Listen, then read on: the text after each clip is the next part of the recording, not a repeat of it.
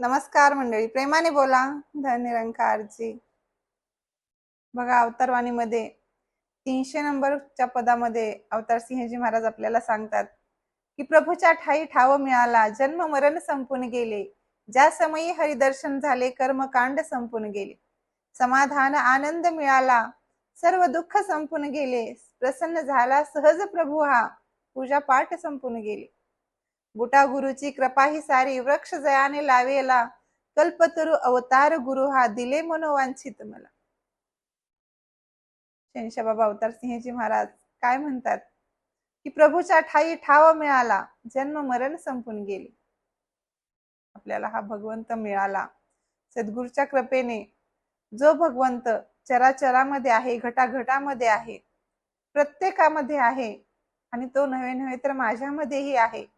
मग तो भगवंत मला कळाल्यानंतर माझं जन्म मरण संपून गेलं, म्हणजे हा 184चा फेरा जो आहे तो संपून गेला, असे शहनशाह बाबा अवतार सिंहजी महाराज म्हणतात. पण आपल्याला हा देव कळाला, आपल्याला हे ब्रह्मज्ञान मिळालं, मग माझा जन्म मरणाचा फेरा चुकला का, हे आपण बघण्याची गरज आहे. शहनशाहजींनी त्यांचे अनुभव अवतारवाणीमध्ये लिहून ठेवले. पण आपल्या अनुभवाचं काय? आपल्याला काय वाटतंय की नेमकं आपलं काय झालं असेल? आपल्यालाही तेच ब्रह्मज्ञान मिळाले जे ब्रह्मज्ञान शहनशाहजीला बाबा बुटासिंहजींच्या कृपेने मिळालं. मग आपल्याकडेही तेच ब्रह्मज्ञान आहे, पण आपली अवस्था ती झाली का जी शहनशाहजीची झाली होती?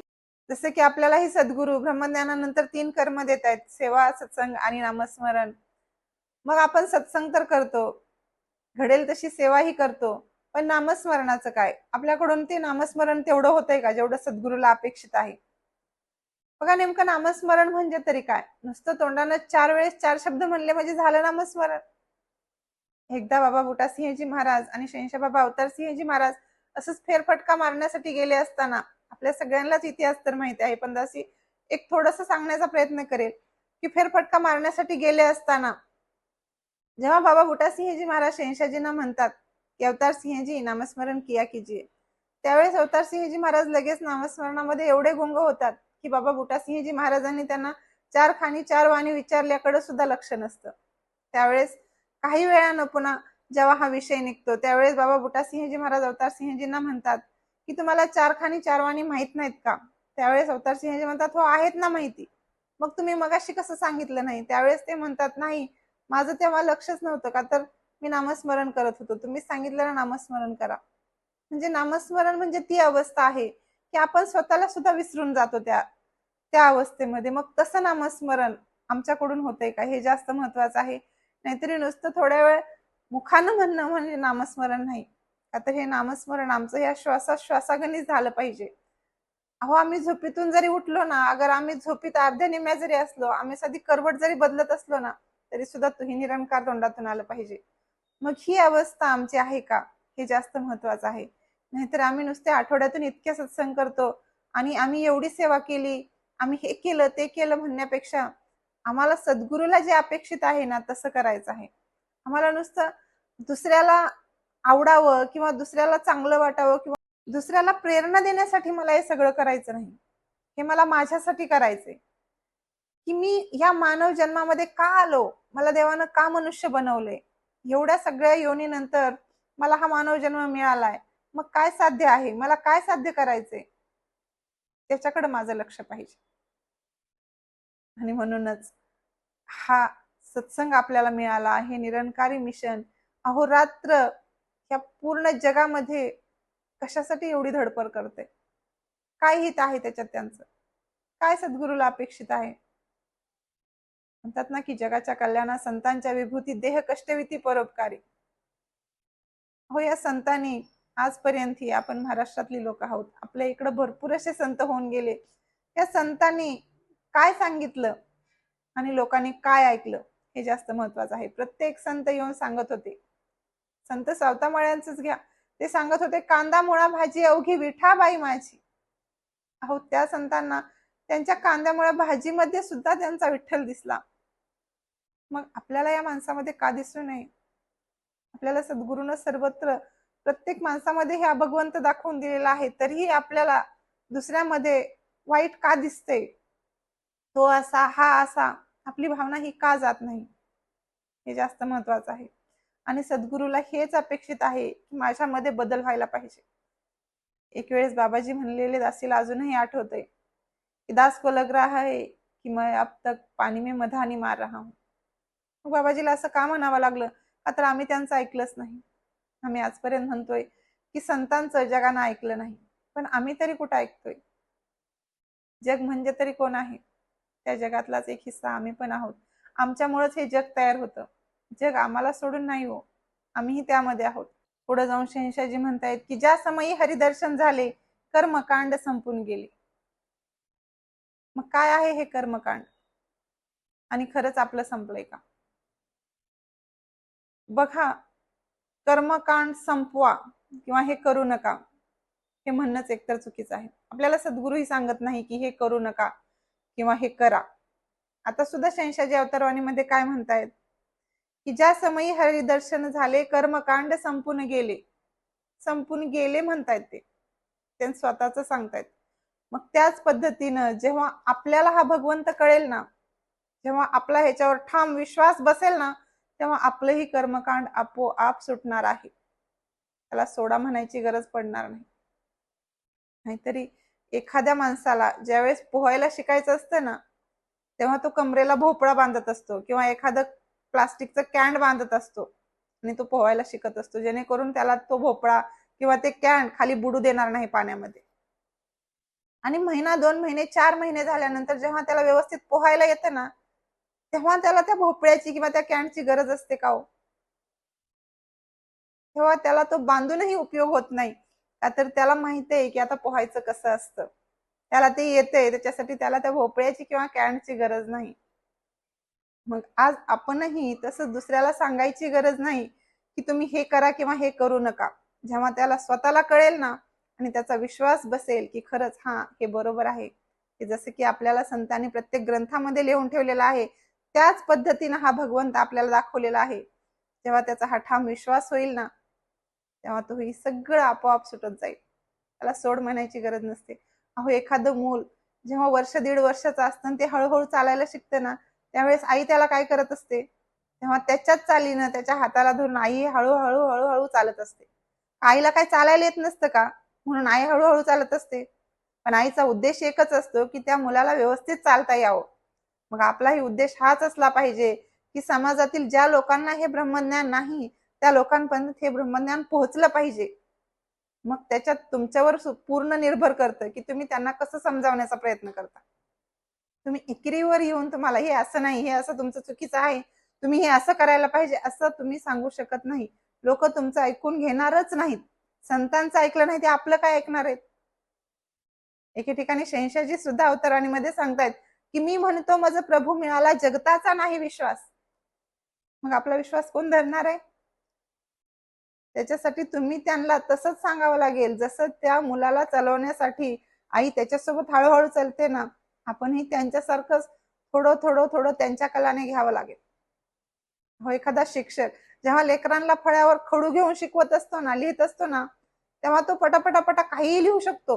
पण त्या लेकरांसाठी तो अ आ इ ई हळूवार त्यांना शिकवत असतो, ना की पटपट शिकवत असतो. आपल्यालाही कुठंतरी तसंच या समाजासोबत राहायचं आहे. त्यांच्यात मिळून मिसळूनच राहायचं आहे.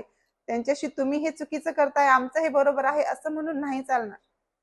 पुढे जाऊन शहनशाह बाबा अवतार सिंहजी महाराज म्हणतात की समाधान आनंद मिळाला, सर्व दुःख संपून गेले, प्रसन्न झाला सहज प्रभू हा, पूजा पाठ संपून गेली.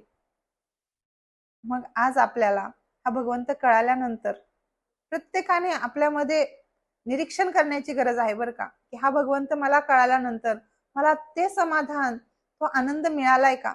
जसे की आताही समागम मध्ये माताजींनी सुकून हे टॉपिक दिलं होतं.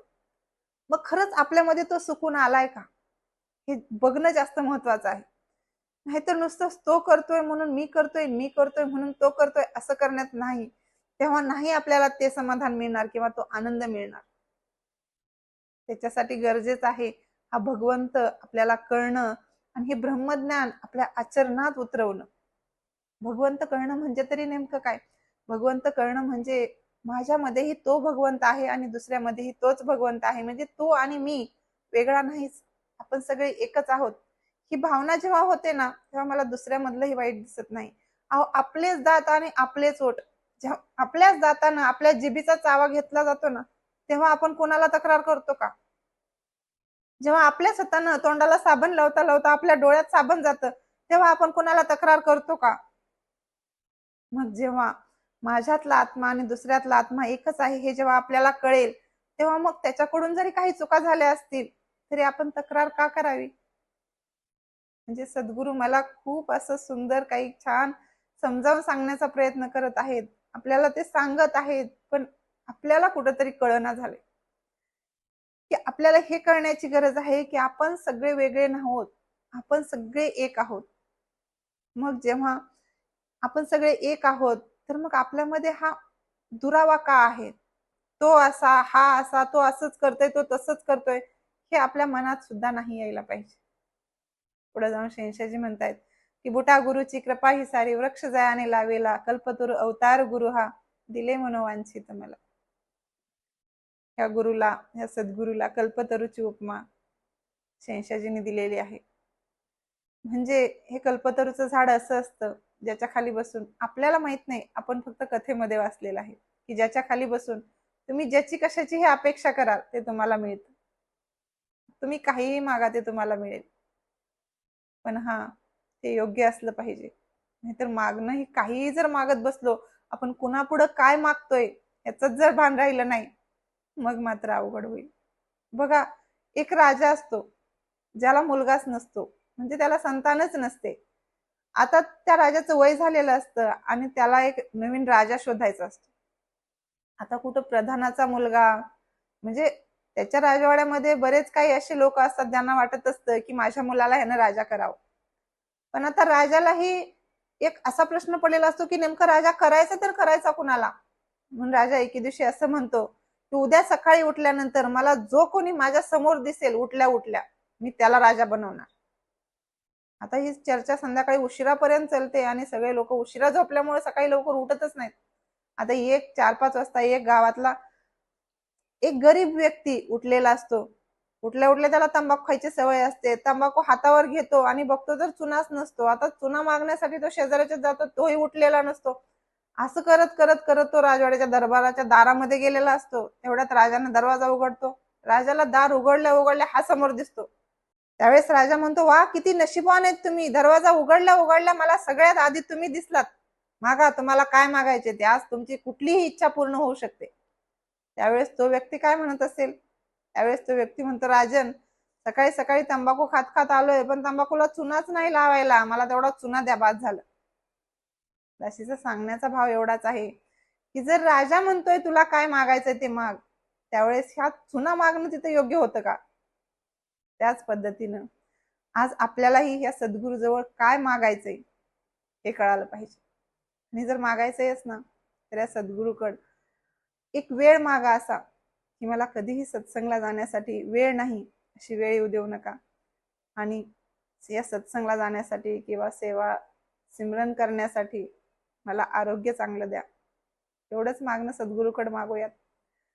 दासीला तर भरपूर असं काही सांगता येत नाही, पण जेवढं काही येतं तेवढा तुमच्या पुढे मांडण्याचा प्रयत्न असतो. दासीकडून जर काही चुकत असलं तर दासीला उदारांतकरणाने क्षमा करा.